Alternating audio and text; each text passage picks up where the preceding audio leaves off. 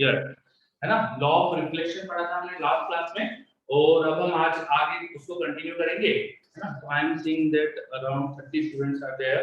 तो आप सब लोगों ने डेफिनेटली ऑप्टिक्स में कुछ तो पढ़ा हुआ था, कुछ बच्चों ने नहीं पढ़ा हुआ था, 10th क्लास का कुछ पढ़ा हुआ रहता है।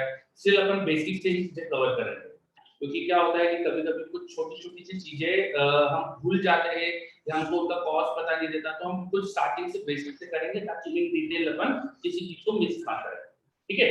तो लास्ट क्लास में हमने लॉ ऑफ रिफ्लेक्शन पढ़ लिया था। मैंने vector form of law of reflection बताया था क्या आपको? Vector form of law of reflection no, okay चलिए। तो आज हम यहां से स्टार्ट करते हैं vector form of law of reflection. पहले तो लॉ ऑफ रिफ्लेक्शन क्या पढ़ा था हमने? किसी सरफेस पे जब लाइट स्ट्राइक करती है तो नॉर्मल से जिस एंगल पे इंसिडेंट लाइट आती है उसी एंगल पर रिफ्लेक्टेड रे चली जाती है ना। नॉर्मल से angle of incident ray angle of reflected ray equal होता है, ठीक है, आई और आर इक्वल होते हैं। अच्छा, इसको एंगल ऑफ इंसिडेंस को एंगल ऑफ रिफ्लेक्शन बोलते हैं, और इस एंगल को बोलते हैं ग्लैंसिंग एंगल, है ना। जो लाइट रे का सरफेस से एंगल होता है उसको बोलते हैं ग्लैंसिंग एंगल। तो लाइट रे का सरफेस से एंगल होता है ग्लैंसिंग एंगल बोलते हैं उसे। चलिए नाउ आगे बढ़ते हैं अपन। अब मुझे लॉ ऑफ रिफ्लेक्शन का वेक्टर फॉर्म बताना था, वेक्टर फॉर्म। तो बेसिकली हमें ना लॉ ऑफ रिफ्लेक्शन को वेक्टर्स के थ्रू डील करेंगे, और वेक्टर्स में क्या रिलेशन होगा अगर लाइट रे लॉ ऑफ रिफ्लेक्शन फॉलो कर रही है। तो ये चीज है ना, मैथ्स जो बच्चे पढ़ते हैं उनको तो वेक्टर्स में आसानी से आ जाती है, हमको थोड़ा सा याद रखना पड़ेगा, हमको चीजों को अच्छे से क्रैम करना पड़ेगा एक तरह से बोले तो, ठीक है। सपोज ये सरफेस है, इस सरफेस में कोई लाइट रे इंसिडेंट हुई, ये नॉर्मल था सरफेस का, और कोई लाइट रे यहाँ पे इंसिडेंट हुई, कोई लाइट रे ये थी इंसिडेंट है। इंसिडेंट लाइट रे का जो यूनिट वेक्टर है उसको मैंने मान लिया i cap. I cap is unit vector along incident ray. I cap is unit vector along incident ray. जो लाइट रे यहाँ से रिफ्लेक्ट होके गई ये है, जो लाइट रे यहाँ से रिफ्लेक्ट होके गई ये है। मान लेते हैं इसकी डायरेक्शन का unit vector R cap. R cap is unit vector along reflected ray। I hope unit vector तो याद होगा हमको। अब vector divide by its magnitude उसका यूनिट वेक्टर बन जाता है। Unit vector are showing the direction, वो डायरेक्शन बता रहे हैं, उनका मैग्नीट्यूड तो 1 होता है पर इनको यूज करते हैं डायरेक्शन बताने के लिए, ठीक है। इनका मैग्नीट्यूड अगर निकालेंगे तो 1 आएगा। तो मैंने यहां पे मान लिया कि रिफ्लेक्टेड लाइट का यूनिट वेक्टर था आर कैप। फिर इन दोनों का नॉर्मल से एंगल इक्वल होता है, हम जानते हैं आई और आर इक्वल होता है। और ये जो नॉर्मल है ना इसका यूनिट वेक्टर मैंने मान लिया N cap. N cap is unit vector along normal. तो सरफेस के अलोंग एक यूनिट वेक्टर मान लिया, इस सरफेस के अलोंग यूनिट वेक्टर मान लिया मैंने S cap. S cap is unit vector along surface जिसका लाइट टकरा के रिफ्लेक्ट होती है। तो ये कुछ चीजें मैंने अज्यूम करी। अब क्वेश्चन में क्या होता है कि कभी-कभी हमें कुछ दे देते हैं और कुछ पूछ लेते हैं। जैसे उन्होंने इंसिडेंट और रिफ्लेक्टेड रे दे दी, पूछ लिया नॉर्मल क्या होगा सरफेस का, या फिर उन्होंने इंसिडेंट और नॉर्मल दे दिया, पूछ लिया रिफ्लेक्टेड रे क्या होगी। तो ऐसा कुछ देके कुछ पूछते जाता है। कैसे निकालेंगे? तो वेक्टर्स का बेसिक कांसेप्ट अपन यहाँ यूज कर सकते हैं। मैं फॉर्मूला यहाँ डिराइव करके बता देता हूँ। फॉर्मूले को डेरिवेशन में इसलिए बता रहा हूँ ताकि आपको इन डेप्थ चीजें समझ में आए, हम क्या कर रहे हैं, कैसे कर रहे हैं। ये जो लॉजिक हम यहाँ डेवलप करेंगे डेरिवेशन में, ये कहीं ना कहीं किसी क्वेश्चन में काम आ सकते हैं। तो इसलिए मैं थोड़ा बेसिक से इनको डिराइव कर रहा हूँ, ठीक है। अदरवाइज ये हो सकता है कि मैं सीधा फॉर्मूला बता दूं आगे बढ़ जाऊं, है ना। पर मैं बेसिक से डिराइव कर रहा हूँ, ठीक है। चलो Kushagra it's on up to you, आपको जैसा जमे वैसा करिए, है ना। चलिए तो आगे बढ़ते हैं। तो आप इसको बेसिक से डिराइव करते हैं। ये जो आई कैप है it is a unit vector, इसका मैग्नीट्यूड इज 1, इसका मैग्नीट्यूड 1 है। तो इसका कंपोनेंट अगर इस डायरेक्शन में इस डायरेक्शन में लूंगा, वेक्टर का कंपोनेंट जिधर एंगल बनता है उधर cos, दूसरा उसके परपेंडिकुलर साइन। तो आई कैप का एक कंपोनेंट इधर होगा i1 cos i, इधर होगा 1 sin। cos i is negative in n cap, n cap के नेगेटिव में है वो, और sin i वाला s कैप की डायरेक्शन में। तो जो i कैप है उसको मैं उसके कंपोनेंट फॉर्म में लिख सकता हूं। उसका s की डायरेक्शन में कंपोनेंट आ रहा है sin i, s की डायरेक्शन में, और नॉर्मल की डायरेक्शन में कंपोनेंट आ रहा है minus cos i। In the direction of normal. जैसे अपन x एक्सिस और y एक्सिस में कंपोनेंट लेके लिखते हैं ना, किसी वेक्टर का x एक्सिस से कुछ एंगल हो तो x में component into i cap, y में कंपोनेंट इनटू j कैप, तो मैंने वैसे ही कुछ कराई। ये जो वेक्टर है इसका मैग्नीट्यूड 1 है, इसका s के अलोंग जो कंपोनेंट है it will B sin i, तो sin i x cap, y के अलोंग n कैप के अलोंग जो कंपोनेंट होगा वो cos i, और cos i में n कैप ऊपर है, कंपोनेंट नीचे है, इसलिए हम माइनस साइन लगाया। ये पॉइंट क्लियर? ये पॉइंट क्लियर? यस, चलो बच्चों को रिप्लाई है। बिल्कुल सिमिलरली मैं r कैप के लिए कर सकता हूं। इस r कैप का भी कैप है तो मैग्नीट्यूड 1, कैप है तो मैग्नीट्यूड 1, इसके लेंथ 1 है, 1 का इधर कंपोनेंट इधर r एंगल है, 1 into cos r और i इक्वली है ना, तो r कैप को क्या लिख सकता हूं मैं, इसको लिख सकता हूं मैं sin i s कैप, और नॉर्मल में उसका कंपोनेंट प्लस में आ जाएगा, ऐसा लिख सकता हूं मैं। ठीक है, अब एक काम करते हैं, इन दोनों का डिफरेंस ले लेते हैं। If I take difference, I will get r cap minus i cap. This minus this, तो this minus this करेंगे तो 2 cos i n cap, ये बन गया। ठीक है, तो यहाँ पे अब मैं चीजों का अगर मैग्नीट्यूड लूं, यहाँ पे चलो मैग्नीट्यूड लेते हैं, mod of r minus i अगर निकालूंगा, it should be 2 cos i is a constant, mod of n cap, and mod of n cap should be 1, mod of n cap should be 1। तो यहाँ से देखो समझ में आ रहा है 2 cos i is mod of this, ये जो वेक्टर लिखा है ना इसका mod ही है ये, 2 cos i इसका mod है। ठीक है, if I put the value of 2 cos i as this, so n cap मुझे मिल जाएगा, n cap देखो क्या आ रहा है, r cap minus i cap by mod of r cap minus i cap,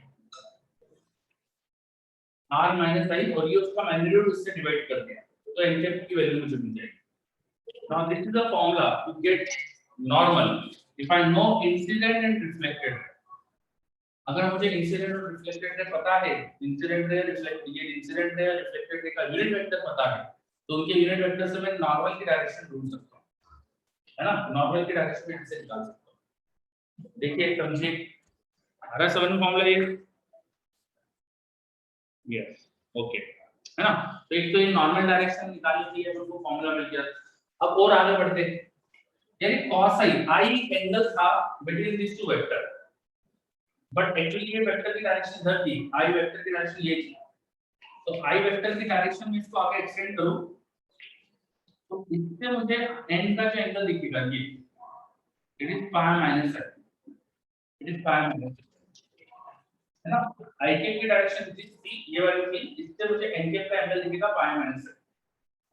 तो अगर मैं डॉट प्रोडक्ट करूं between n cap and i cap, dot product of i cap and n cap, dot product of two vector, उनका magnitude into उनकी direction, उनके angle का cos होता है, तो दोनों का मैग्नीट्यूड, दोनों यूनिट वेक्टर 1 और उनके बीच का एंगल क्या दिख रहा था, पाई माइनस i, ये आना चाहिए।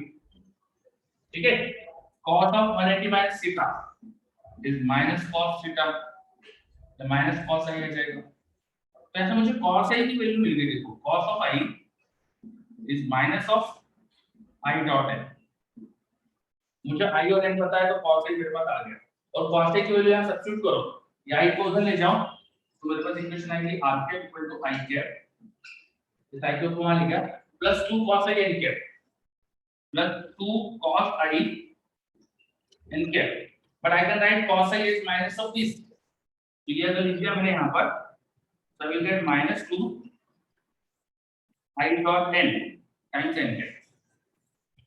Now if you observe, you have an equation, तो आपको r का वेक्टर दिखेगा, रिफ्लेक्टेड लाइट का वेक्टर दिखेगा, if you know incident light rays unit vector and normal unit vector, दो चीज अगर आपको पता है, आपको इंसिडेंट लाइट का यूनिट वेक्टर पता है, नॉर्मल का यूनिट वेक्टर पता है, ये दोनों अगर आपको पता है तो आप इजीली रिफ्लेक्टेड लाइट का यूनिट वेक्टर निकाल सकते हो, है ना।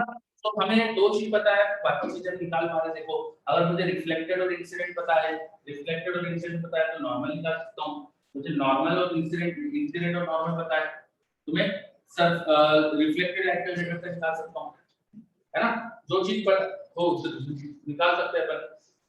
अरे तो हमें क्लियर, कई सारी चीजें पता चल रही हैं हमको। अगर मुझे इंसिडेंट लाइट रे रिफ्लेक्टेड लाइट रे देखी जाए तो उनके बीच का एंगल भी निकाल सकते हैं, cosine i भी निकाल सकते हैं, एंगल ऑफ इंसिडेंस भी ढूंढ सकते हैं। तो मेरे पास काफी सारी चीजें पता चलती हैं फॉर्मूले से। तो एक बार जल्दी से देख लो इसका कुछ नोट हो गया क्या सब? क्वेश्चन दो आपको। चलो यहाँ मैं साइड में क्वेश्चन लिख देता हूँ।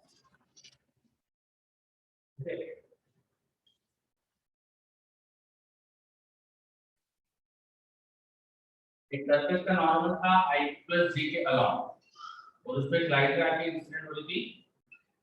The incident light ray was along minus it was along 3i minus 4j. Incident light ray 3i minus 4j के along आ गई. Find unit vector along reflected light. Find unit vector along reflected light. करिए simple सा question दिया मैंने, करिए ये सब हो गए तो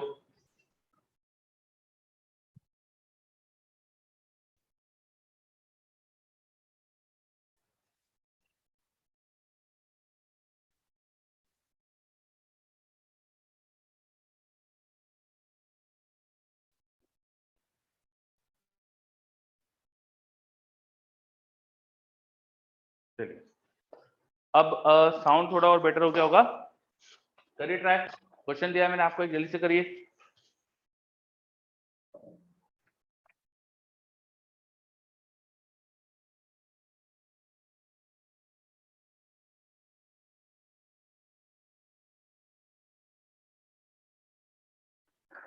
आर कैप निकालना है। आर कैप मतलब unit vector, vector it should be a vector.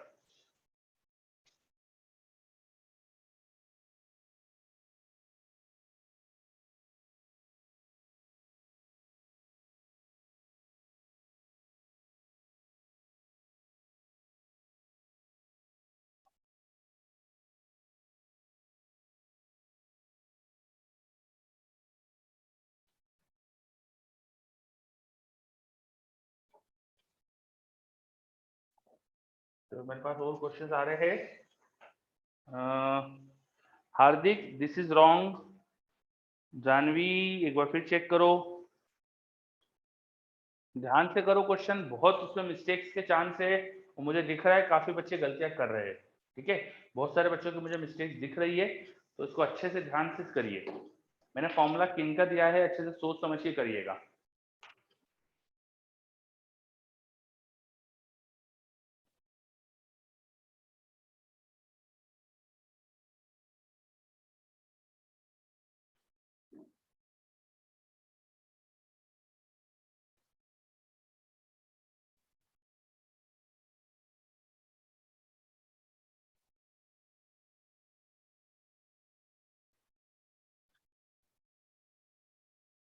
बहुत सारे बच्चों के आंसर आ रहे हैं मेरे पास एंड मैक्सिमम के गलत है।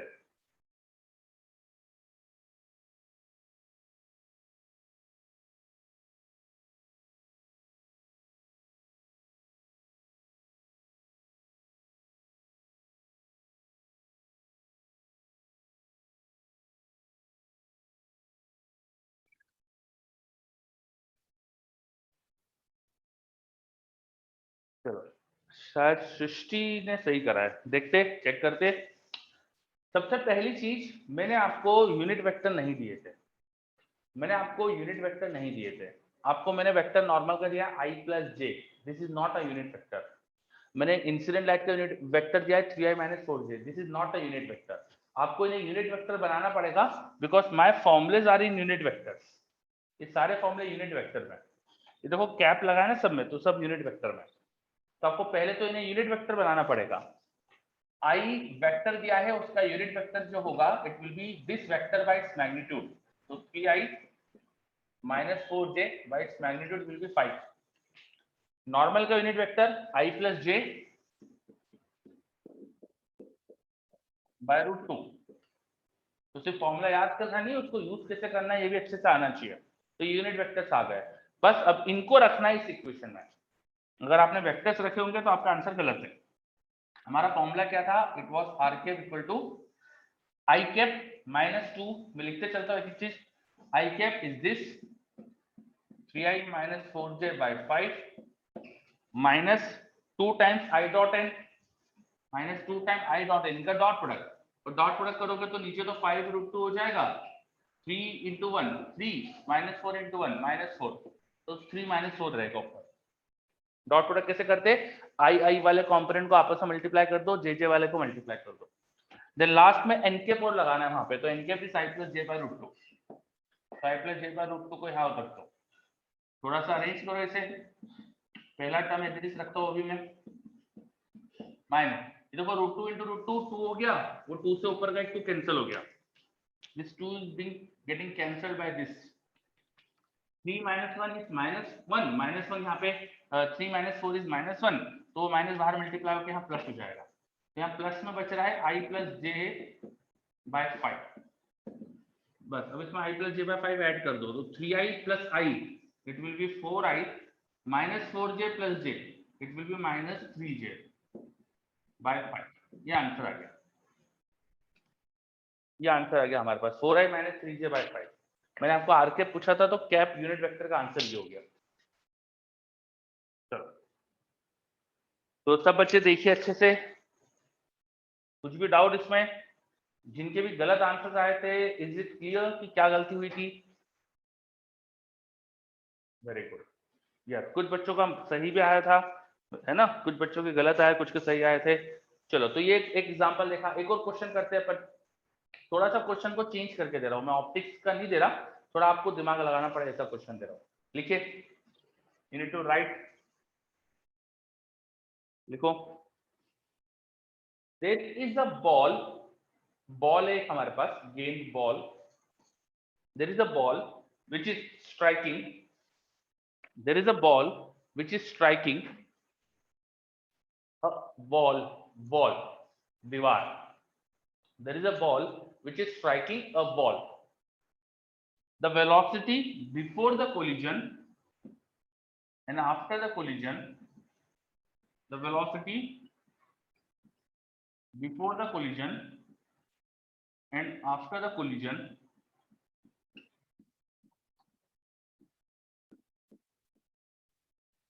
is given by vectors, the velocity before the collision and after the collision is given by vectors। देखो ये दो वेक्टर दिए मैंने, these are giving you velocity before the collision and after the collision, the velocity before the collision and after the collision is given by vectors, ये लिख सकते हो। if collision was perfectly elastic, if collision was perfectly elastic, if collision was perfectly elastic, what is direction normal to the wall? If collision was perfectly elastic, what is direction normal to the wall? दीवार के normal की direction बताना है, what is direction normal to the wall? करिए,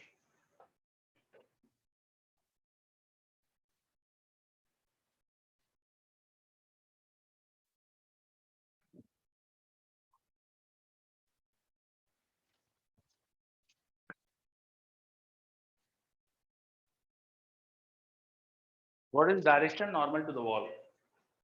एक गेंद है, दीवार से टकरा रही है, टकराने के बाद रिबाउंड हो रही है और इलास्टिक कोलिजन बताया आपको, आपको बताना है कि बॉल का नॉर्मल किस डायरेक्शन में है, बॉल की इनिशियल और final velocity the,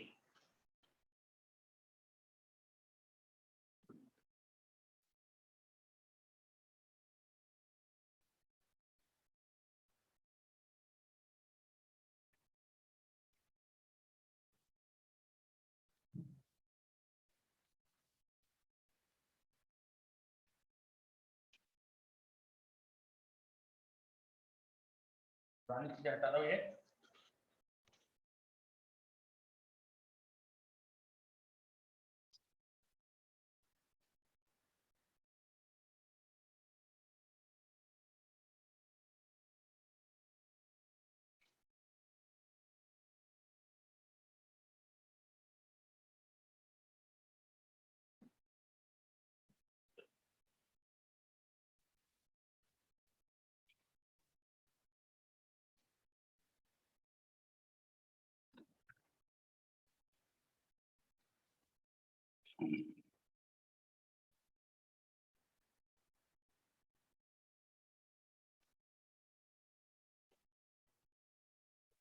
you need to find there is a ball which is striking a wall. एक कोई बॉल है जो बॉल को टकरा रही है, दीवार को टकरा रही है. तो एक बॉल ऐसे जाके टकरा रही है और इनिशियल और फाइनल वेलोसिटी दी है आपको. Initial velocity vector, final velocity vector दिया है. आपको पूछा है कि इस दीवार का नॉर्मल किस डायरेक्शन में होगा. नॉर्मल की डायरेक्शन क्या होगी ये बताना है आपको. तो आंसर्स आ रहे हैं मेरे पास. ठीक है,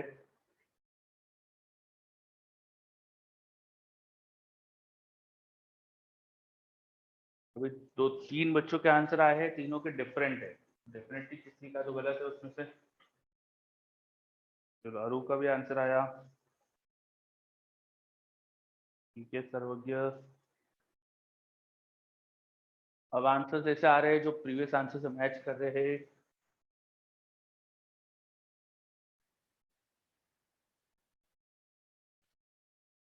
चलो आपको नॉर्मल फाइंड करना है. तो नॉर्मल फाइंड करने के लिए भी फॉर्मूला बताया था मैंने आपको. इंसिडेंट और रिफ्लेक्टेड लाइट का वेक्टर बताओ. और इलास्टिक कोलिजन में ऐसे ही होता है कि एंगल ऑफ इंसिडेंस और एंगल ऑफ रिफ्लेक्शन बराबर हो जाते हैं. Elastic collision with a wall is just like कि कोई लाइट रे टकरा रही है, तो लाइट रे का जैसे रिफ्लेक्शन होता है ऐसे बॉल का रिफ्लेक्शन होगा. तो ये आप ऐसा मान सकते हो ये इंसिडेंट लाइट और ये रिफ्लेक्टेड लाइट है ना. और अपना फॉर्मूला क्या था नॉर्मल की डायरेक्शन निकालने का, वो था रिफ्लेक्टेड लाइट का unit vector minus incident light का यूनिट वेक्टर और डिवाइड बाय इसी डिफरेंस का मॉड. इसी डिफरेंस का मॉड. ठीक है. अब हमें जो वेक्टर दिए हैं देखो यूनिट वेक्टर नहीं है ना. इन दोनों के मॉड से इनको डिवाइड करना पड़ेगा इनका यूनिट वेक्टर निकालने के लिए. पर देखो इन दोनों का मैग्नीट्यूड सेम होगा. इलास्टिक कोलिजन है तो मैग्नीट्यूड सेम ही होना चाहिए. और मैंने डाटा भी ऐसे दिया है, देखो मैग्नीट्यूड सेम आ रहा है. तो इन दोनों का मैग्नीट्यूड सेम है, तो इन दोनों को उस मैग्नीट्यूड से डिवाइड करेंगे यहां भी और डिनोमिनेटर में भी. मैं आर कैप लिखूंगा आर वेक्टर अपॉन उसका मॉड, आई कैप लिखूंगा आई वेक्टर अपॉन उसका मॉड. ठीक है. और डिवाइड बाय नीचे भी यही होगा इसी पूरे एक्सप्रेशन का मॉड. तो ये मॉड वर्ड वाले टर्म कैंसिल होने वाले है ना. तो ये कैंसिल होने वाले हैं, इसलिए मैं अननेसेसरी इन्हें डिवाइड नहीं कर रहा. मैं इसी वेक्टर का डिफरेंस ले लूंगा R cap minus I cap upon R vector minus I vector upon R vector minus I vector का मॉड. ठीक है. तो अब बस मैं डिफरेंस ले लूं इन दोनों का और इनके मैग्नीट्यूड से डिवाइड कर दूं तो अपना काम हो गया. डिफरेंस हो जाएगा final minus initial 10 minus 3 7 9 minus 3 और उसमें माइनस 4 प्लस जे 4 माइनस 10 माइनस 6 के डिवाइड बाय इसका मैग्नीट्यूड. चाहो तो इसका मैग्नीट्यूड डिवाइड करो, अदरवाइज ऐसे भी छोड़ सकते हो. ये हो जाएगा 49 प्लस 1 प्लस 36. ठीक है. बस. तो ये नीचे आ गया हमारे पास कितना आ रहा है 50, ये 86 कुछ हो रहा है ना. तो दिस वेक्टर अपॉन रूट 86 ऐसा कुछ हमारे पास आंसर आ गया. This is unit vector along normal. Unit vector नहीं बताना हो तो नीचे डिनोमिनेटर ही हटा देना. वेक्टरली आ जाएगा normal. This should be the answer. Maximum बच्चों का सही दिखा मुझे. Very good. चलो तो देखा कैसे इस क्वेश्चन में अपन ने मैकेनिक्स इन्वॉल्व कर लिया. तो ऐसा भी हो सकता है. अब आगे बढ़ते. तो अपन ने रिफ्लेक्शन पढ़ लिया, रिफ्लेक्शन को वेक्टर फॉर्म में भी देख लिया है ना. अब वेक्टर की इक्वेशन से थोड़ा सा एक चीज और बनती है. एक वेक्टर फॉर्म में एक कॉन्सेप्ट और बनता है, वो समझ लेते हैं अपन. देखिए incident light, normal to the surface and reflected light. Incident light का unit vector I cap, reflected light का unit vector R cap, normal का यूनिट वेक्टर आर कैप. कभी कभी हमें जो फर्स्ट लॉ और सेकंड लॉ होता है ना, वो भी पूछते हैं कि वेक्टर फॉर्म में लिख के बताओ. तो लॉ ऑफ रिफ्लेक्शन के vector form, law of reflection ये था कि तीनों एक ही प्लेन में होते हैं और फिर आई और आर इक्वल होता है. इंसिडेंस का एंगल और रिफ्लेक्शन का एंगल बराबर होते हैं. तो इसे मैथमेटिकली कैसे लिखे. If 3 vector are in a plane, अगर 3 वेक्टर एक ही प्लेन में है तो उन तीनों वेक्टर का ट्रिपल प्रोडक्ट जो होगा i cross n dot r should be 0. First law of reflection, ये तीनों वेक्टर एक ही प्लेन में होते हैं, उसे लिखने का तरीका ये हो जाएगा. 2 वेक्टर का क्रॉस प्रोडक्ट करो, किन्हीं भी 2 का, तो इनके परपेंडिकुलर वेक्टर आएगा. Cross product gives you a vector which is perpendicular to both of the vector. तो इन दोनों का क्रॉस प्रोडक्ट इससे परपेंडिकुलर आएगा और उसका तीसरे के साथ डॉट प्रोडक्ट करेंगे तो ऑफकोर्स जीरो होना चाहिए, because if two vectors are normal to each other that dot product is zero. तो किन्हीं भी दो का क्रॉस करो, तीसरे के साथ डॉट करो, जीरो मिलना चाहिए। दिस इज कंडीशन कि all the vectors are in same plane. ये बात समझ में आई? तीनों वेक्टर एक ही प्लेन में होते हैं, उसकी कंडीशन ऐसे लिख देंगे अपन। ठीक है, फिर सेकेंड, हमारे पास आई और आर बराबर होते थे, ये दोनों एंगल बराबर है ना? तो इसको लिखने का भी तरीका है हमारे पास, आई cap dot N cap, i cap dot N cap. ये आ रहा था हमारे पास माइनस कॉस आई, इससे माइनस लगा दो तो कॉस आई आ जाएगा, और इन दोनों का angle n cap dot r cap, it will be cos आई। तो ये कंडीशन और फॉलो होगी, this condition will also follow. क्या सेकंड कंडीशन समझ में आ रही है? ये आई इक्वल टू आर लिखा है मैंने, आई कैप और नॉर्मल का एंगल पाई माइनस आई था, तो इनका डॉट प्रोडक्ट आएगा माइनस कॉस आई, उसमें माइनस लगाया तो प्लस कॉस आई, तो cos I equal to cos I. R cap और एन कैप का डॉट प्रोडक्ट आ जाएगा कॉस आर, और दोनों इक्वल है इसलिए कंडीशन। तो आई और आर इक्वल होने की कंडीशन को हम वेक्टरली ऐसा लिख सकते हैं। ठीक है, तो हमारे पास जो दो लॉ होते हैं ना, लॉ ऑफ रिफ्लेक्शन, तीनों एक प्लेन में होना चाहिए एंड आई और आर बराबर होना चाहिए, that conditions can be written like this. चलो, तो कभी एग्जाम में आ सकता है आपको what is law of reflection in vector form, तो ऐसे लिख सकते हैं vector form. Is it clear? बताइए सब बच्चे, सबको क्लियर? चलो वेरी गुड, बच्चों का मैसेज आ रहा है यस। किसी को कोई भी डाउट?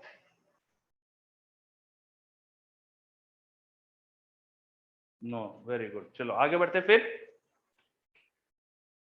अब एक क्वेश्चन और करते हैं इससे रिलेटेड, थोड़ा सा टफ हो सकता है ना? चलिए लिखो क्वेश्चन। सेकंड वाला भी बता देता हूं मैं।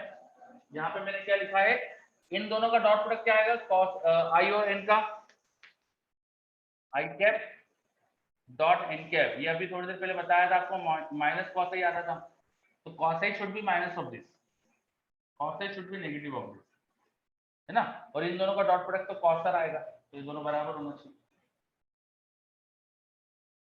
अब clear Nidhi? Yes, okay, very good. चलो एक क्वेश्चन और लिखो फिर, थोड़ा सा अच्छा क्वेश्चन है, लिखिए। A light ray parallel, a light ray parallel to x-axis, a light ray parallel to x-axis strike the outer reflecting surface, a light ray parallel to x-axis strike the outer reflecting surface, strike the outer reflecting surface of a sphere, a light ray parallel to x-axis strikes the outer reflecting surface of a sphere at a point, at a point 2 comma 2 comma 0, at a point 2 comma 2 comma 0, at a point 2 comma 2 comma 0, and center of sphere is at point 0 0 1, and center of sphere is at point 0 0 1. ठीक है, a light ray parallel to x-axis strikes the outer reflecting surface, एक sphere की outer surface पे light ray टकरा रही है at a point 2 comma 2 comma 0, and center of sphere is at 0 comma 0 comma 1. Find unit vector along reflected ray. Find unit vector along reflected ray. Unit vector along reflected ray.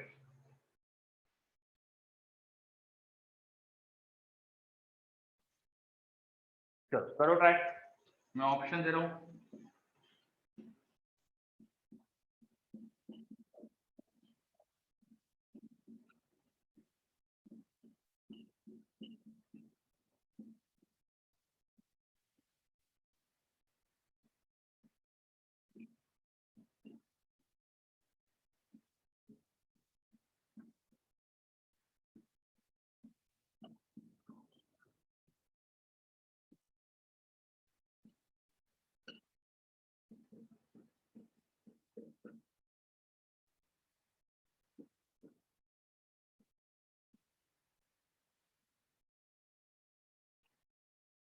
मैंने आपको 4 option दे दिए।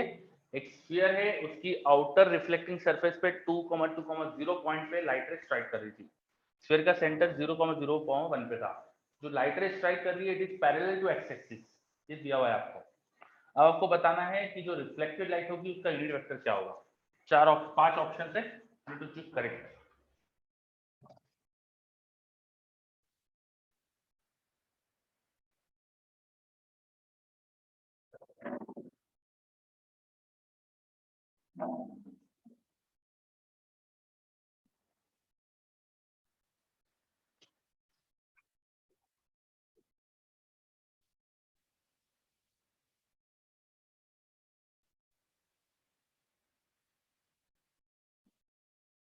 चलो देखिए दिव्यांशु, मैंने देखते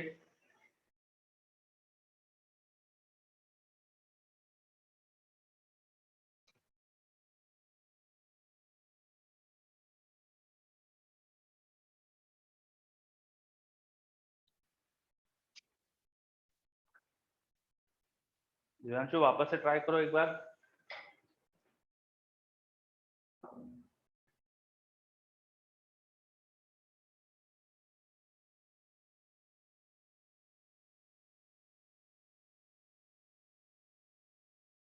ठीक है विवेक साहब, वापस से ट्राई करो।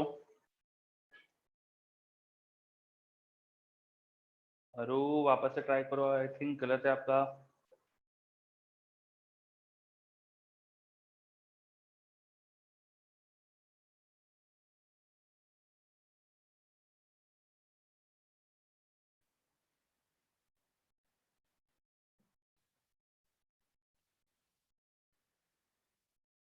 क्वेश्चन में कहा था light ray was incident parallel to X axis and it is striking at a point 2,2,0 on a sphere whose center is 0,0,1।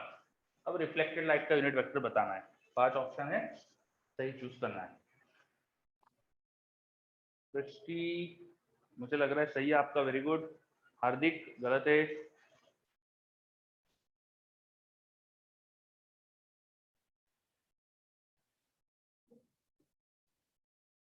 Divyanshu, yes, this is not the answer.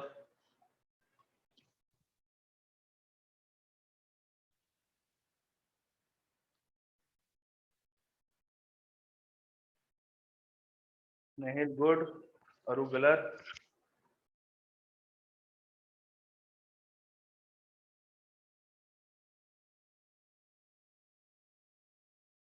चलो करना कैसे है ये तो आपको मैंने फॉर्मूला वगैरह बताया है, वो तो आपको आता है ना।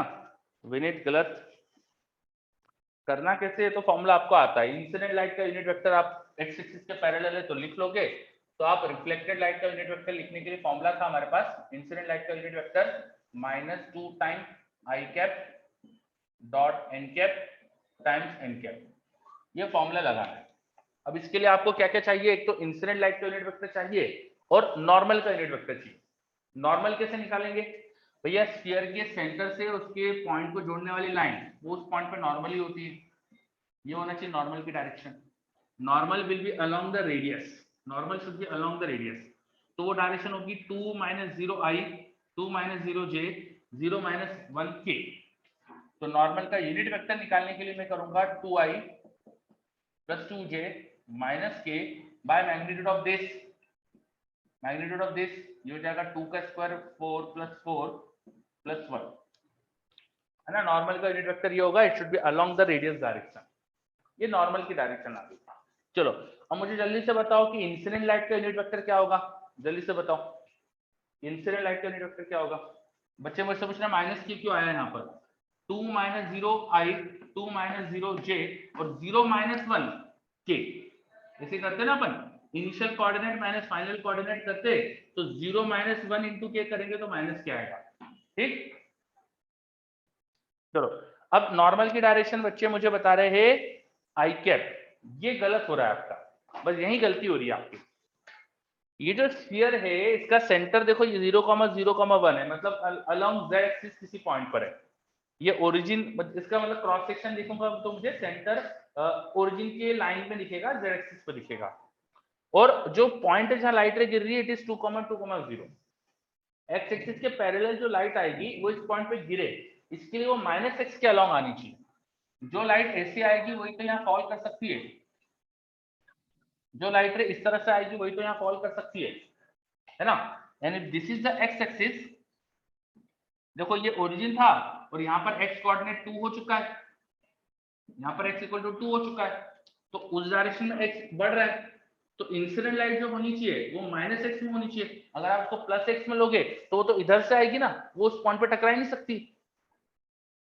बात समझ में आ रही है? A light ray which is parallel to x-axis and striking at this point, it should come in the negative x direction. Otherwise वो यहाँ पे स्ट्राइक ही नहीं कर सकती। समझो इस बात को अच्छे से। तो इंसिडेंट लाइट का यूनिट वेक्टर इसमें मैक्सिमम बच्चे गलत लेते हैं। इंसिडेंट लाइट का यूनिट वेक्टर आना चाहिए यहाँ पे -i, इंसिडेंट लाइट का यूनिट वेक्टर होना चाहिए -i, because a light ray parallel to x-axis in this direction, +i direction, +i direction में तो वो यहाँ टकराएगी, है ना। अगर यहाँ लाइट रे टकरा रही है इस कोऑर्डिनेट पे तो उसे -x के अलोंग आना चाहिए। समझिए सब अच्छे से, क्या पॉइंट समझ में आया? ठीक है। अच्छा, ओरिजिन यहाँ कहीं पे होगा, इधर ही किसी लाइन पे, ये z कोऑर्डिनेट 1 है तो उसे थोड़ा सा आगे यहाँ कहीं ओरिजिन होगा, है ना। ओरिजिन से x एक्सिस जाएगा तो x एक्सिस ऐसा कुछ दिखेगा हमको जाते हुए, ठीक है। और उधर की तरफ जाने पे हमें x कोऑर्डिनेट बढ़ते हुए दिख रहा है तो उधर +x डायरेक्शन है। जो लाइट रे +x में आएगी वो तो इस डायरेक्शन से आ जाएगी ऐसा, वो यहाँ कैसे स्ट्राइक कर सकती है? वो तो स्फीयर के पीछे किसी पॉइंट पे स्ट्राइक करेगी ना। +x डायरेक्शन में आने वाली लाइट रे स्फीयर के पीछे किसी पॉइंट पे स्ट्राइक करेगी, जो यहां स्ट्राइक करेगी it should be in the direction of -x axis. समझो ये बात को। एक स्फीयर ऐसा रखा है, ओरिजिन यहाँ है, स्फीयर की जो फ्रंट साइड है उस पर जो लाइट गिरेगी वो -x की तरफ आना चाहिए, तभी वहां गिरेगी वो। बोलिए Dhruv, is it clear? Dhruv Raghuvanshi, yes, Nidhi को क्लियर हो रहा है, ओके वेरी गुड। चलो बस, तो यही इस क्वेश्चन का कैच था। यहाँ बच्चों से यही गलतियां होती है कि इंसिडेंट लाइट को गलत ले लेते हैं। अब तो कुछ नहीं बचा है, अब कर लेना। तो मेरे पास जो आंसर लिखा हुआ है वो बी है, मेरे पास आंसर लिखा हुआ बी है, मुझे लगता है यहाँ से आप कर लोगे आप, है ना। अब मुझे ज्यादा इसमें बताने की जरूरत नहीं है। चलो अब आगे करिएगा, इसका आंसर बी है। ओके, रिफ्लेक्शन के वेक्टर फॉर्म पे काफी चीज हो गई है, अब आगे बढ़ते। अब स्टार्ट करते हैं मिरर, है ना। और फिर मिरर से रिलेटेड चीजें भी अपन को बहुत सारी करना है, तो मिरर स्टार्ट करते हैं। दिव्यांशु बोल रहा है बी में -4 क्या होगा? नहीं बेटा, मेरे पास यही लिखा हुआ है,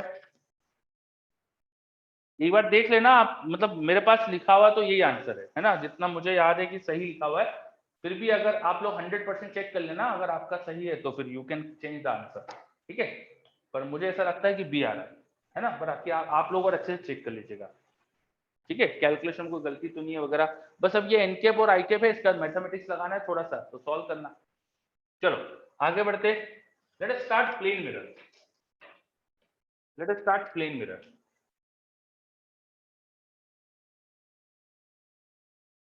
सबसे पहले तो ये समझते हैं what is a plane mirror. Plane mirror होता क्या है?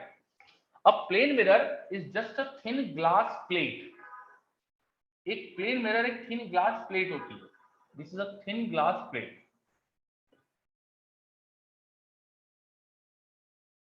ठीक है।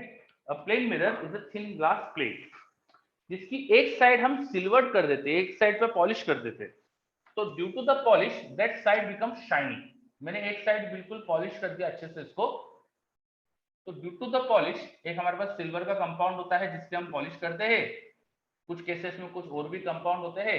अब वो कौन सा कंपाउंड है ये फिजिक्स से मैं कोई जरूरत नहीं जानने की, मैथ केमिस्ट्री में पढ़ा देते हैं, वहां समझ लेना, ठीक है।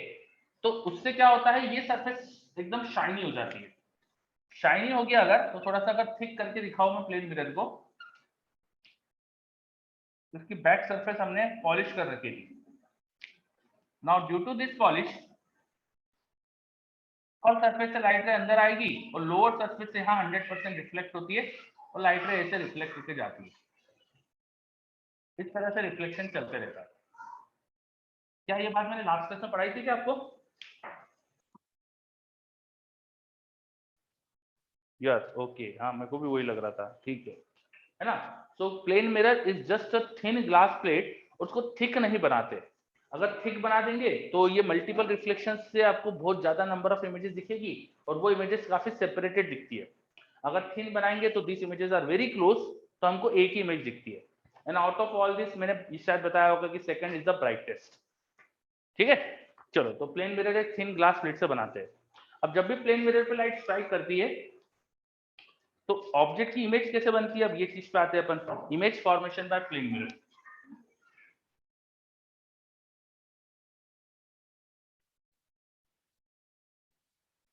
नेक्स्ट चीज हम देखते हैं image formation by plane mirror. Image formation by plane mirror. सबसे पहले पॉइंट ऑब्जेक्ट की इमेज देखेंगे। तो suppose I have a plane mirror here and there is a point object. Object क्या होता है, इट इज अ पॉइंट जहां से लाइट रे आती है, लाइट रे इंसिडेंट हो रही है। तो इस पॉइंट से लाइट रे मिरर पे आके इंसिडेंट हो रही है। Let us show this two light rays. दो लाइट रे मिरर पे इंसिडेंट होते दिखाई। ये रिफ्लेक्ट कैसे होगी, एक लाइट रे जो मैंने दिखाई थी वो मिरर के नॉर्मल आ रही थी, जो नॉर्मल आ रही थी वापस बैक डायरेक्शन में चलने लगेगी, है ना, वो इससे आ जाएगी वापस, और जो कुछ एंगल पे आती है वो उसी एंगल पे रिफ्लेक्ट हो जाती है। अब इनको अगर पीछे ट्रेस करा मैंने रिफ्लेक्टेड लाइट रेस को, तो किसी पॉइंट से आते दिख रही है।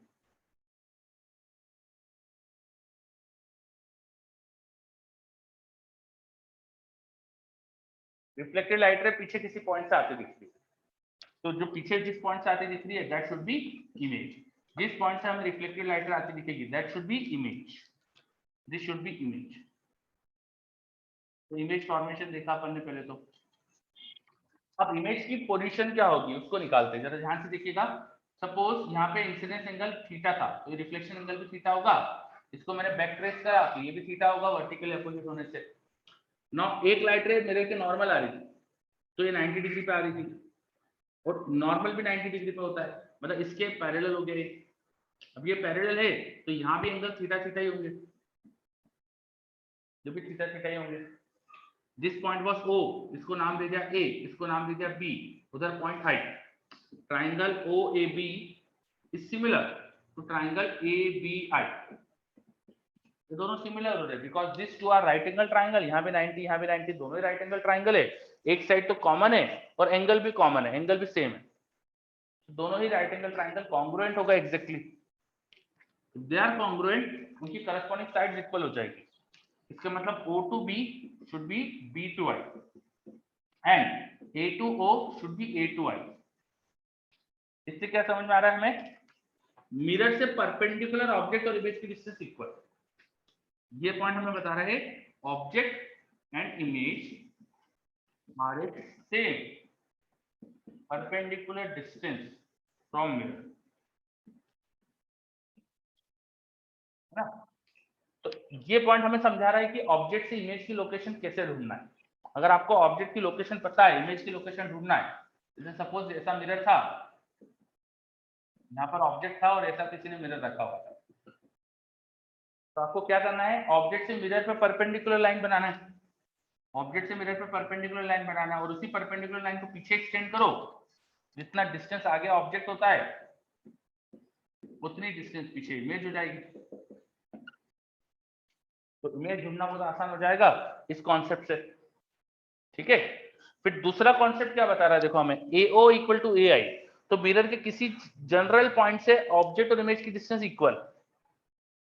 इट मींस ऑब्जेक्ट इमेज को जोड़ने वाली लाइन का परपेंडिकुलर बाइसेक्टर है मिरर। मिरर के किसी भी पॉइंट से ऑब्जेक्ट इमेज सेम डिस्टेंस पे, इसका मतलब ऑब्जेक्ट इमेज का परपेंडिकुलर बाइसेक्टर है mirror. This is very important point. Mirror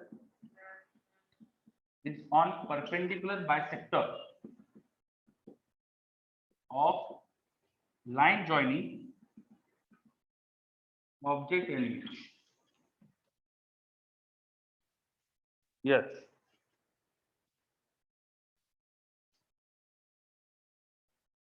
ये पॉइंट समझ में आया।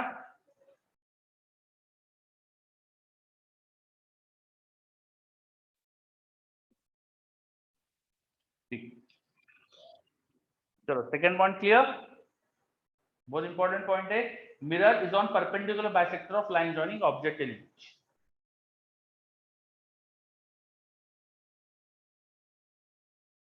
Are this point okay clear? सब आते हैं क्या आपको? तो मैं थोड़ा और फास्ट फिर आगे चीजें बढ़ूं। या चलो बच्चों का रिप्लाई मेरे पास ऐसा आ रहा है, बहुत बढ़िया, ठीक है। तो आगे बढ़ते हैं फिर अपन। तो अब पॉइंट ऑब्जेक्ट की इमेज कैसे बन रही है वो अपन ने देखा। एक और चीज यहाँ समझ में आ रही है हमको, ऑब्जेक्ट रियल था और इमेज वर्चुअल है। ऑब्जेक्ट रियल था, इमेज वर्चुअल है ना? Nidhi, can you elaborate?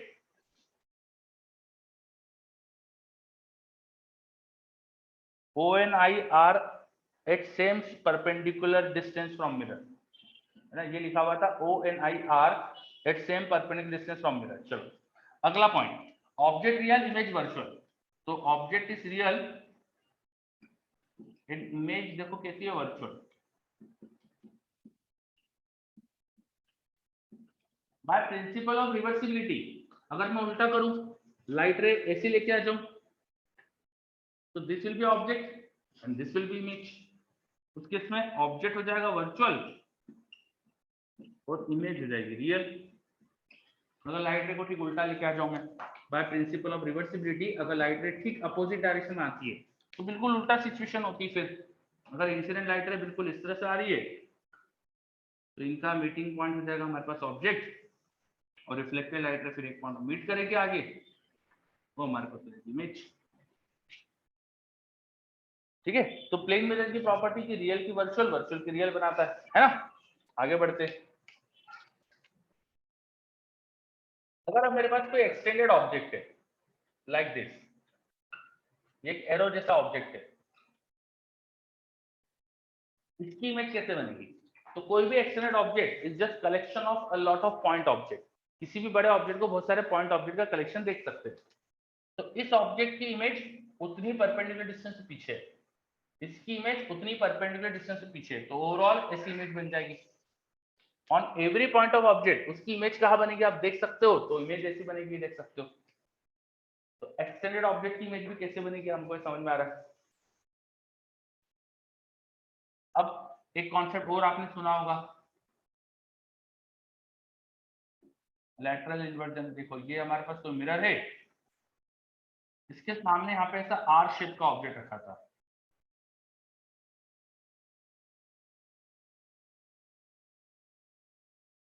अब इसकी इमेज कैसे बनेगी? लैटरल इन्वर्जन शायद सुना होगा आपने, इसकी इमेज कैसे बनेगी? It will be same type of R की डिफरेंट आर। हमें कैसा दिखेगा बताओ?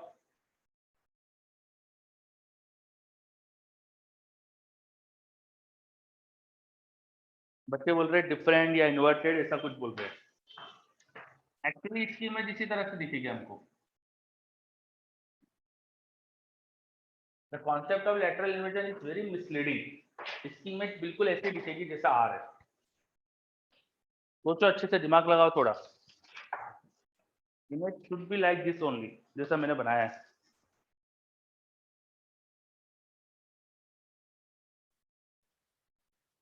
ठीक है, रीजन बीइंग, देखो लेटरल, अगर मैं जैसे यहाँ खड़ा हूं, मेरे सामने यहाँ मिरर, अब मेरा राइट हैंड में मान लो कि ये अंगूठी है या धागा है जो भी है, मेरा राइट हैंड इधर है, और मिरर में मैं देखूं तो जो मेरा राइट हैंड है वो मुझे मिरर में राइट साइड में दिखेगा ना, मुझे राइट साइड में तो दिखेगा। बोलो, है ना? मैं अगर यहाँ ऐसे खड़ा हूं तो मुझे जो मेरा राइट साइड का पोर्शन है मिरर में, मेरे राइट साइड में तो दिखेगा। मेरा जो लेफ्ट साइड का पोर्शन है मिरर में, मुझे मेरे लेफ्ट में तो दिखेगा। तो हमें वैसे ही दिखता है जैसा ऑब्जेक्ट होता है। इस आर का ये जो कर्वी पोर्शन है वो उसके राइट में है, तो इधर भी राइट में दिखेगा, है ना? लैटरल इन्वर्जन का कॉन्सेप्ट ये नहीं होता है कि ऑब्जेक्ट की इमेज बिल्कुल उल्टी बनेगी। No, it is wrong. Actually क्या होता है, अगर मेरा, मैं देख रहा हूं कि मेरा राइट हैंड में वेव करूं, तो उधर जो इमेज में पर्सन है, अगर इमेज में मेरी इमेज ऐसी बन रही है तो मेरे इमेज का जो पर्सन होगा उसका वो लेफ्ट हैंड होगा। तो फ्रॉम द डिफरेंट पर्सपेक्टिव वो उल्टी चीज होगी। अगर मैं मेरा राइट हैंड वेव करूं तो मेरे लिए राइट हैंड है, पर इमेज का पर्सन अगर कोई होता उसके लिए लेफ्ट हैंड है। तो आप अगर अपना ओरिएंटेशन बदलोगे तो आपको लेटरल इन्वर्जन समझ में आएगा, अदरवाइज कुछ नहीं। जैसे एम्बुलेंस को उल्टा क्यों लिखते हैं? Because you are observing image of ambulance, और जब आप एम्बुलेंस को सीधा पढ़ते हो, ऐसा पढ़ोगे, तो आप खुद घूम रहे हो। तो आपको उल्टे दिखेंगे लेटर्स, एक्चुअली उनकी सही सही इमेज बन रही है, पर वहां आपने घूम के देखा तो आपको पढ़ते नहीं बनेगा। तो समझे? चलो, फिर मेरे पास एक डाउट आ रहा है, if image is kept facing the same direction as that of object then inversion laterally.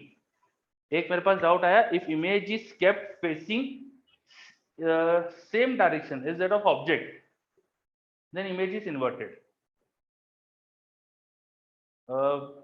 ठीक है, मतलब थोड़ा लैंग्वेज मतलब उतना मेरे को क्लियर नहीं हुआ क्या लिखा है, बट शायद सही बोल रहे हो, है ना? इमेज यहाँ पे असली में तो कभी इन्वर्ट बनती नहीं, ठीक है? इमेज कभी भी इन्वर्ट बनती नहीं है। इमेज तो जैसा ऑब्जेक्ट है वैसी बनती है। If you go with the perspective of image तो आपको उल्टी दिखती है, तो आप वैसा मत जाओ तो आपको इमेज सीधी दिखेगी, ठीक है? चलो, ओके, तो ये क्लियर सबको कि आर जैसे ऑब्जेक्ट की इमेज ऐसी बनेगी। यस, ओके, वेरी गुड, बहुत बढ़िया। अब घड़ी में जो टाइम होता है, घड़ी अगर मान लीजिए अननंबर्ड वॉल क्लॉक है कुछ हमारे पास, उसका टाइम अपन इमेज में देखें तो अब फिर वहां पे वो घूमने वाली सिचुएशन आ जाएगी। मान लो दीवार पे घड़ी है, हम दीवार में घड़ी को देख रहे हैं तो हम ऐसे देखेंगे, पर उसके सामने हम मिरर है, जब मिरर में देखेंगे तो उल्टा घूम के देखेंगे। तो I am actually changing my point of view. In that case time हमको आपको चेंज दिख सकता है। तो उसके लिए भी शायद आपने कुछ फॉर्मूला पढ़ा होगा, time image of wall clock. चलो, इसके लिए कुछ पढ़ा है आपने, कुछ फॉर्मूला कैसे निकालेंगे? नहीं पढ़ा? ओके, देखो मैं बताता हूं। मान लो कि घड़ी में जो टाइम दिया है वो आर और मिनट्स में दिया है। घड़ी में टाइम दिया है आर और मिनट में, ठीक है? तो उसकी इमेज का टाइम हमको निकालना है। तो इमेज का टाइम निकालने के लिए 11 माइनस जो भी आर का टाइम दिया है और 60 माइनस जो भी मिनट का टाइम दिया है, ऐसा कर दो। फॉर एग्जाम्पल, जैसे किसी घड़ी में बज रही है 4:35, तो उसकी इमेज का टाइम निकालना है। तो 11 minus 4, 60 minus 35, 11 minus 4, this is going to be 7, 60 minus 35, this is going to be 25। तो 7:25 होंगे उसकी इमेज में, समझे? यस, और इसमें करना हमको 11C चाहिए, बिकॉज यहाँ पे जो मिनट माइनस कर रहे हैं ना, तो वो एक्चुअली आप इसका अगर डायग्राम बना के समझोगे तो it will be more clear. किसी जैसे एग्जैक्टली 4 o'clock से थोड़ा सा जैसे टाइम बढ़ेगा, 4 o'clock से जैसे थोड़ा सा टाइम बढ़ेगा, तो जो आर का हैंड है, अगर किसी घड़ी में एग्जैक्टली 4 बजे थी तो it will be looking like this. तो थोड़ा सा टाइम बढ़ा, जैसे ये हैंड इधर गया तो ये वाला हैंड इधर जाएगा। इस हैंड के इधर जाने की वजह से जो उसकी इमेज होगी वो उल्टी घूम रही है, ठीक है? मिनट वाला हैंड थोड़ा सा इधर घुमा तो उसकी इमेज इधर घूमी, वो उल्टी घूमी। तो ये हल्का सा भी इधर हुआ तो ये पीछे जा रहा है ना? तो जैसे ही मिनट में कुछ टाइम बढ़ा वैसे ही ये पीछे गया। तो 12:00 हुए तो उसकी इमेज में 11:00 आएंगे, तो इसलिए यहाँ पे 11 में से माइनस करना पड़ेगा अपन को, ठीक है? ऑलवेज यहाँ पे 11 में से माइनस करना चाहिए। ओके, ये फॉर्मूला याद रखो, it will be quicker. Otherwise आप ये डायग्राम बना के तो कर ही सकते हो, ये बेस्ट तरीका होता है।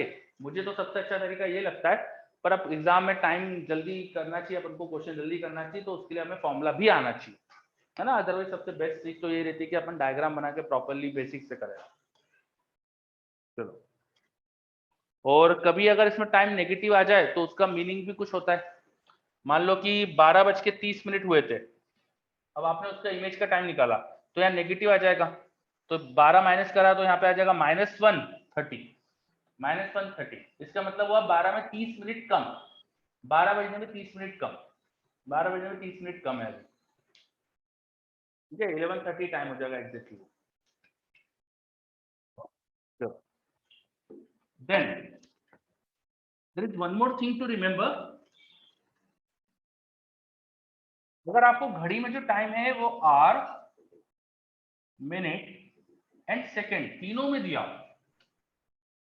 थोड़ा सा आपको चेंज करना पड़ता है, ध्यान दीजिएगा यहाँ पे। It should be 11 minus r वाला टाइम, मिनट 59 माइनस मिनट वाला टाइम, और 60 माइनस सेकेंड वाला टाइम। आपको ये करना पड़ेगा। यहाँ जो 60 में से मिनट माइनस करते थे ना, अब आपको 59 में से मिनट माइनस करना पड़ेगा अगर आपको सेकंड में भी टाइम दिया हो। सेम रीजन, जैसे आपको जब मिनट और आवर में टाइम दिया तो यहाँ 12 नहीं 11 होता है, वैसे यहाँ पे एक कम करना पड़ता है, 59 करना पड़ता है। तो घड़ी में अगर सेकंड में भी टाइम दिया हो तो ये मिनट का यहाँ पे चेंज होता है, इसको ध्यान रखना। जित क्लियर? ओके, वेरी गुड, है ना। तो फॉर्मूलेज इसलिए बता रहा हूँ because it will be quicker, otherwise सबसे अच्छा तरीका तो वही होता है प्रॉपर बेसिक से करो, इमेज बना के करो, रे डायग्राम देख के करो। चलिए, तो प्लेन मिरर की इमेज बनने का अपन ने कुछ छोटी छोटी चीजें देखी। अब आगे बढ़ते, deviation caused by plane mirror. Next चीज अपन देखते हैं, deviation caused by plane mirror.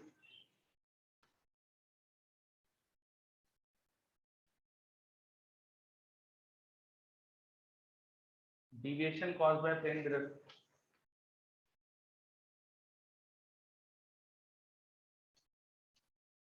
एक तो हमारे पास प्लेन मिरर है, उस पर लाइट फॉल हो रही है और वो रिफ्लेक्ट हो रही है, वो रिफ्लेक्ट हो रही है।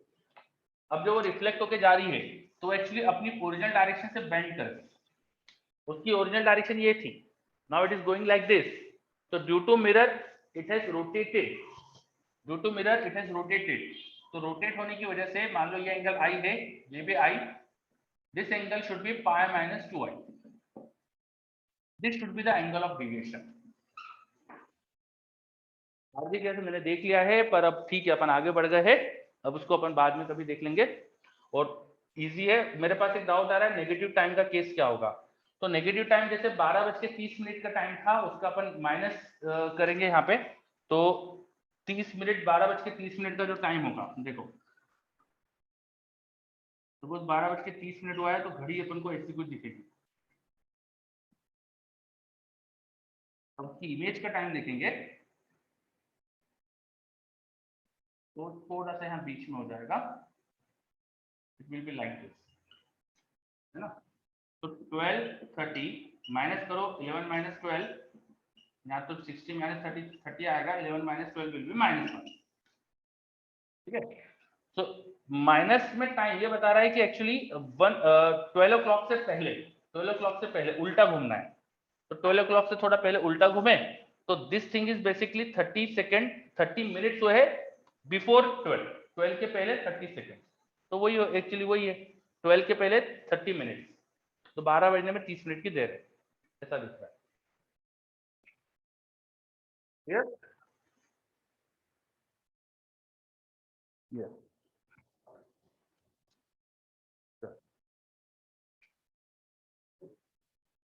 तो इस तरह से अपन देख सकते हैं, आगे बढ़ते हैं।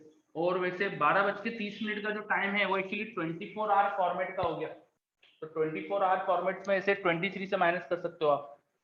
अगर आपको टाइम 24 आवर के फॉर्मेट में दिया है तो उसको 23 से माइनस कर सकते हो।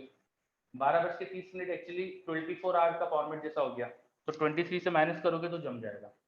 चलो वापस आ जाते हैं, अपना डिविएशन पढ़ना स्टार्ट करा था अपन ने। व्हाट इज डिविएशन, ये समझ में आया। इंसिडेंट लाइट रे अपनी ओरिजिनल डायरेक्शन से बेंड कर गई, this is called deviation. Is it clear? Yes.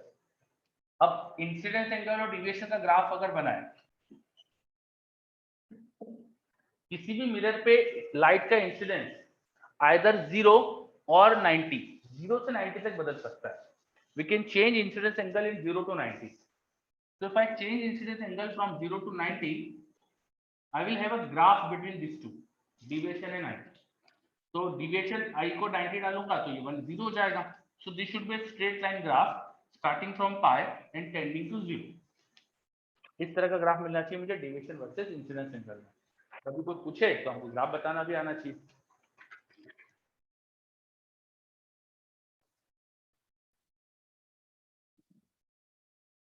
चलो, अभी डेविएशन पे काफी क्वेश्चन बनते हैं। जैसे एक सिंपल सा क्वेश्चन पूछूं मैं, एक प्लेन मिरर है, उस पर लाइट रे इंसिडेंट हो रही थी, ये देखो 30 डिग्री मैंने एंगल दिखाया, बताओ इसका डिविएशन कितना होगा।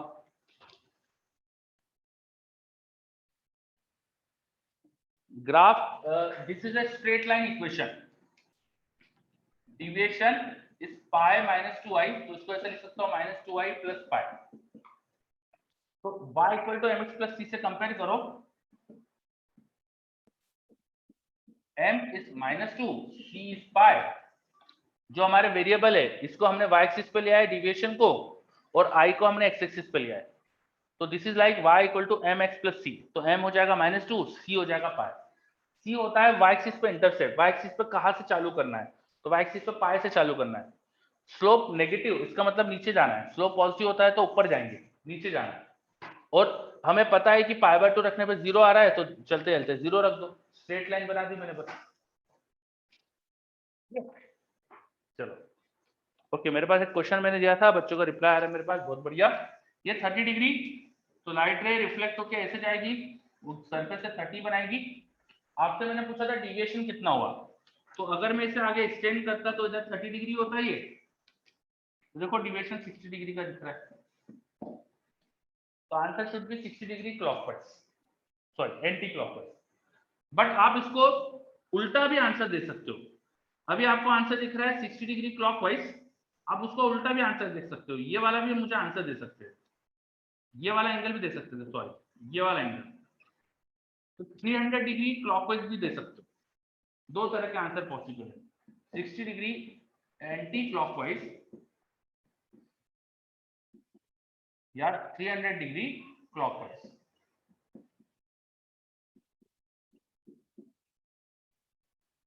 There is always two possibility to report deviation angle. हम किसी डायरेक्शन में थीटा मेजर करें तो बिल्कुल उल्टी डायरेक्शन में 360 बाय थीटा, 360 माइनस थीटा भी हो जाएगा। तो deviation angle is also 360 degree minus this theta, तो आ जाएगा हमारे पास पाई प्लस 2i। ये एक डायरेक्शन में, वो दूसरी डायरेक्शन, तो दो दो पॉसिबिलिटी हो जाती है डिविएशन एंगल की हमेशा। तो कई बार एग्जाम्स में हमें दूसरा वाला एंगल दिया हुआ है, तो हम वहां पे गड़बड़ नहीं करें, इसलिए हमको पता होना चाहिए कि दो तरह की पॉसिबिलिटी हो सकती है डिविएशन एंगल में। Is it clear? अब डिविएशन पे और क्या क्वेश्चन बनते हैं, तो ये तो एक मिरर से लाइट रे रिफ्लेक्ट कराई, दो से रिफ्लेक्ट करा के भी क्वेश्चन आते।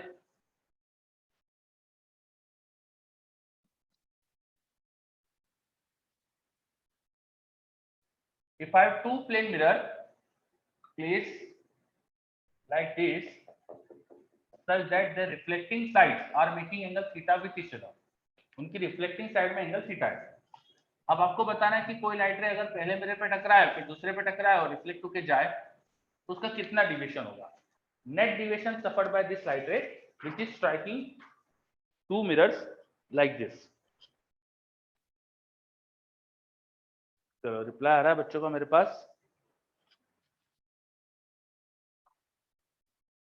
बहुत बढ़िया, कुछ का सही दिख रहा है मुझको, वेरी गुड हार्दिक, गलत, इशिता गुड। इसका आंसर आपको याद होना चाहिए, ये क्वेश्चन आपको बिल्कुल अच्छे से याद होना चाहिए, ठीक है। अगर हमारे पास एक लाइट रे मिरर पे टकराती है दो प्लेन मिरर के बीच में और रिफ्लेक्ट होकर जाती है, तो उसका नेट डिविएशन आइदर 2 थीटा और 360 माइनस 2 थीटा, ऐसा लिख सकते हैं। मान लो कि इंसिडेंस एंगल आई था,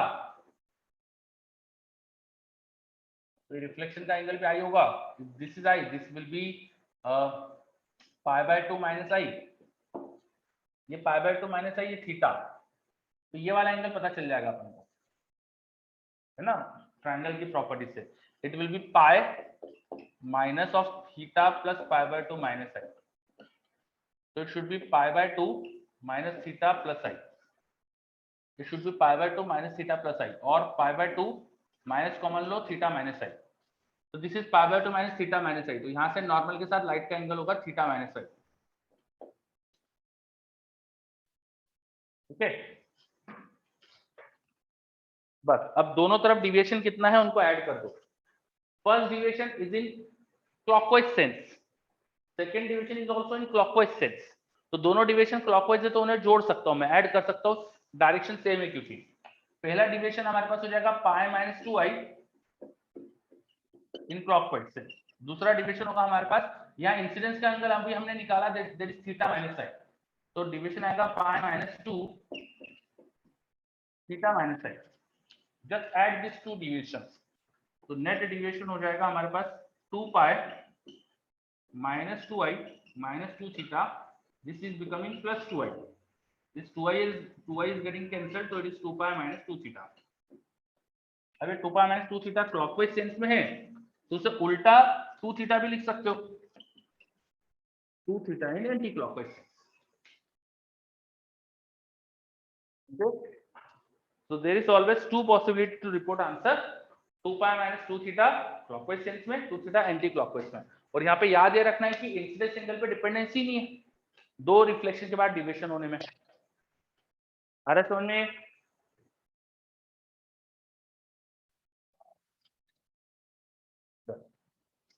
अब अगला क्वेश्चन दे रहा हूं मैं, थोड़ा ट्रिकी है, थोड़ा ध्यान से करना, जल्दबाजी मत करना. I have two plane mirrors, मेरे पास दो प्लेन मिरर्स है,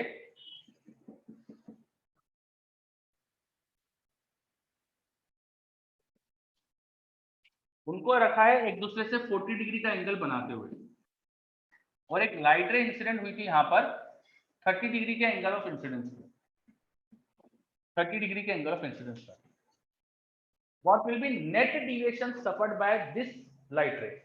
What will be net deviation suffered by this light ray? Net deviation of final outgoing ray. Question ध्यान से समझ के करिएगा, करो. 80 डिग्री गलत है आंसर, पहले से बता देता हूं, 80 डिग्री इज रॉन्ग. 80 या 280 दोनों ही गलत है.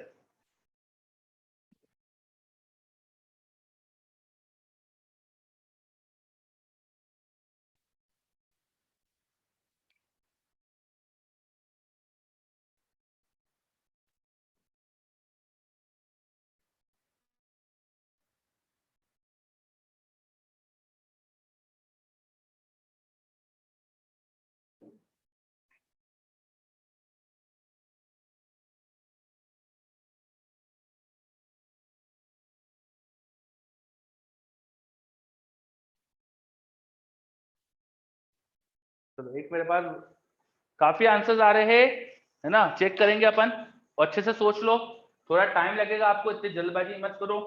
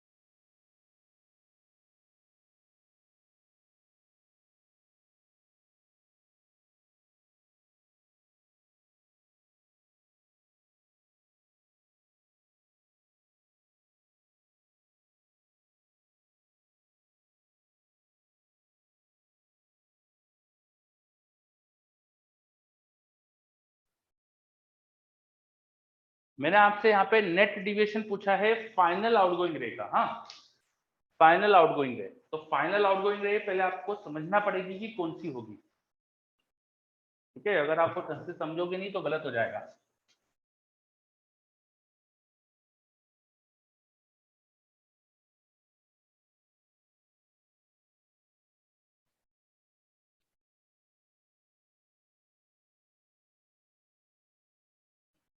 चलो मैं भी ट्राई करता हूँ.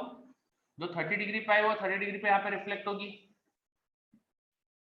This is 30, this is going to be sorry 60, 60 40 ये हो जाएगा 100, तो इधर हो जाएगा 80, मतलब यहाँ पे लाइट रे नॉर्मल से एंगल बनाएगी 10 डिग्री का. नॉर्मल में ब्लैक कलर में दिखा देता हूँ। नॉर्मल से 10 डिग्री का एंगल बनाएंगे, 60 40 तो 100, तो उधर 80, तो नॉर्मल से 10 डिग्री लाइट रे रिफ्लेक्ट होकर नॉर्मल से 10 डिग्री का एंगल बनाते हुए लाइक दिस।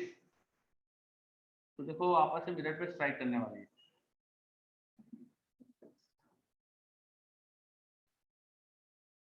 ठीक है, यहाँ पे 10 डिग्री का नॉर्मल से एंगल बनाया ना। ये एंगल कितना होगा ढूंढ सकते हैं अपन, because this is exterior angle. ये वाला एंगल 80 डिग्री का होगा, ये 40, तो ये भी 40 का होने वाला है। दोनों का सम ये होना चाहिए, because this is exterior angle. इन दोनों का सम ये होना चाहिए, तो यहाँ 40 डिग्री। अब फिर नॉर्मल से लाइट रे का एंगल कितना हुआ 50, नॉर्मल से 50 डिग्री का एंगल बनाते हुए लाइट रे यहाँ पे रिफ्लेक्ट होगी। नॉर्मल से 50, यहाँ 40, सॉरी इधर 50, बस सरफेस से 40 degree.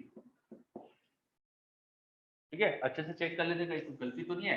This was given as 30, ये 60, यहाँ से लाइट रे गई 60 और 40 100, 100 तो यहाँ होगा 80, तो इधर 10, इधर भी 10, ये 80, 40 40 ये 80 है, तो इधर 40 40 होना चाहिए, 40 तो ये 50, ये 50 है 40। अब जो लाइट रे जा रही है, देखिए वो मिरर से 40 पे जा रही है, दूसरा मिरर भी 40 पे था, तो वो पैरेलल है। This should be the final outgoing light रे, इसका और रिफ्लेक्शन नहीं हो सकता। This should be the final रे। 40 पे जा रही है और मिरर भी 40 डिग्री पे था दूसरा वाला, तो ये इसके पैरेलल है, ये इस पे टकरा नहीं सकती, ये फाइनल आउटगोइंग लाइट रे। अब इंसिडेंट और फाइनल लाइट रे को देख लो। जो इंसिडेंट लाइट रे आई थी वो इस मिरर के नॉर्मल से कितने एंगल पे आई थी 30 डिग्री पे, और सरफेस से 60 पे आई थी, और जाते समय वो नॉर्मल से कितना एंगल बना के जा रही है 50, और सरफेस से 40। तो इंसिडेंट लाइट रे कुछ ऐसे आ रही थी जो यहाँ से 60 और यहाँ से बना रही थी 120, जाते वक्त वो बना रही उधर 40, 120 प्लस 40, देखो टोटल 80 डिग्री से बेंड होती दिख रही वो। आते समय वो सरफेस से कितना एंगल बना रही थी यहाँ पे 120, वो जाते समय इधर 40, तो टोटल कितना बना रही 180। 180 शुड बी आंसर, सॉरी 160, जोड़ेंगे तो 160 आएगा, 160 degree should be the final answer. तो समझ में आ रहा है?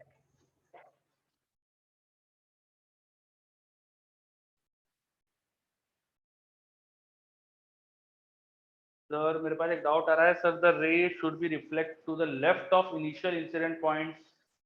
चलो मैं काफी वापस से एक बार बता देता हूँ, काफी सारे आपके डाउट है ना, एक बार फिर से देख लीजिए शांति से प्लीज। इंसिडेंट लाइट रे आई नॉर्मल से 30, ये 30, तो ये 60, ये 60, ये 40, तो टोटल हुआ 100। This is 100, this should be 80, this is 80, तो नॉर्मल इधर होगा, because normal is at 90 degree with the surface, तो ये 80, तो नॉर्मल इधर होगा, ये 10 डिग्री होगा, तो लाइट रे कुछ ऐसे जाएगी उधर से 10 डिग्री बनाते हुए। ठीक है, तो नॉर्मल के उधर 10 डिग्री बनाते हुए जाएगी, ये तो कंफर्म हो रहा है। ठीक, अब इसको आगे बढ़ाएंगे, इसको आगे बढ़ाएंगे, इसको आगे बढ़ाएंगे, यहाँ पे स्ट्राइक करी लाइट रे। अब ये कितने एंगल पे सरफेस से एंगल बनाएगी, तो वो निकाल सकता हूँ। This was given as 40, this was 80, तो एक्सटीरियर एंगल प्रॉपर्टी से this is 80, this is 40, this should be 40, इन दोनों का। तो ये 40, ये 50, ये 50, ये 40, तो मिरर से 40 डिग्री पे लाइट जा रही है, तो दूसरे मिरर के पैरेलल हो गई। समझे? चलो अब फाइनली डिविएशन कैसे निकाला। इंसिडेंट लाइट आ रही थी सरफेस से 60 का एंगल बनाते हुए, यहाँ पर 120 बनाते हुए, तो इंसिडेंट लाइट का सरफेस से 120 और फाइनल आउटगोइंग लाइट का 40, तो देखो कितना एंगल घूमी हो, इसको ऐड कर दो 160। 160 इज द टोटल रोटेशन इन किस कौन सी डायरेक्शन में, एंटी क्लॉकवाइज। क्लॉकवाइज में इसे उल्टा कर दो, 360 माइनस 160 मतलब 200 हो जाएगा, तो आंसर शुड बी 200 क्लॉकवाइज और 160 एंटी क्लॉकवाइज। बात समझ में आई?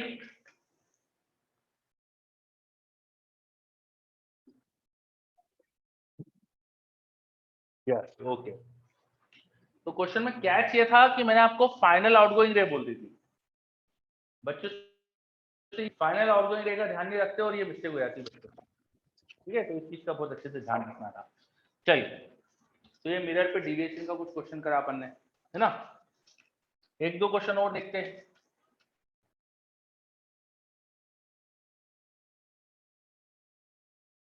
आई हैव टू मिरर्स जिनके बीच का एंगल ए है, वो इस तरह से अरेंज थे ए एंगल पे, like this. I have two parallel light ray which are striking this mirrors. मेरे पास दो पैरेलल लाइट रेज है जो इन मिरर्स पे स्ट्राइक कर रही है, लाइक दिस.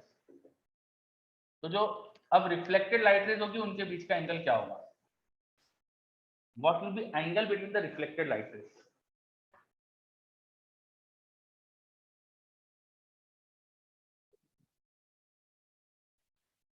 चलो जयवर्धन, आपने कुछ पूछा है, can we find the minimum angle for which only one reflector striking?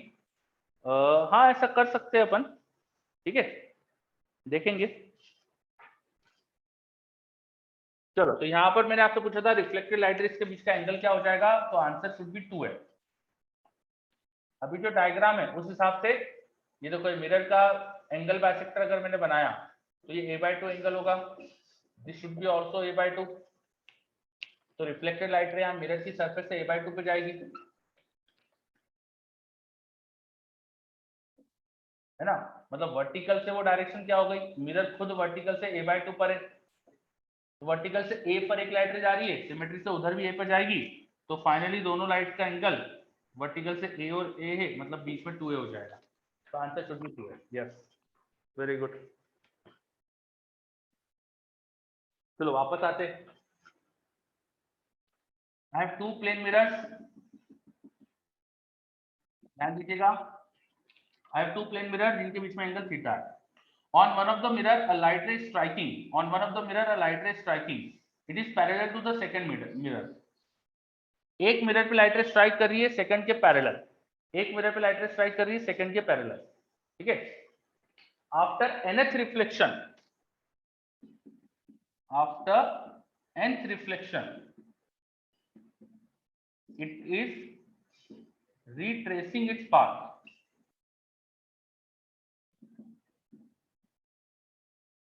उसके ना एन रिफ्लेक्शन हो रहे हैं. ये पहला रिफ्लेक्शन है, यहाँ पर इस जगह पे पहला रिफ्लेक्शन है और ऐसे उसके एन रिफ्लेक्शन हो रहे हैं. एनथ रिफ्लेक्शन के बाद वो अपना पाथ उल्टा चालू कर दी, फॉलो करना.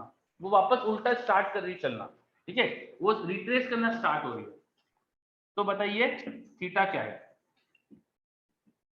Sine theta. करो.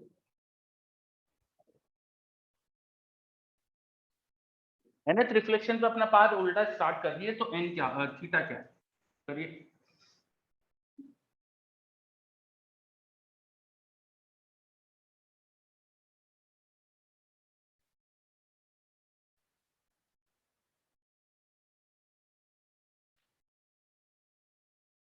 सिक्सटी डिग्री गलत है. Answer will be in terms of n. जो एन है ये वेरिएबल है ना. तो एन के टर्म में आंसर होना चाहिए ऑफ कोर्स.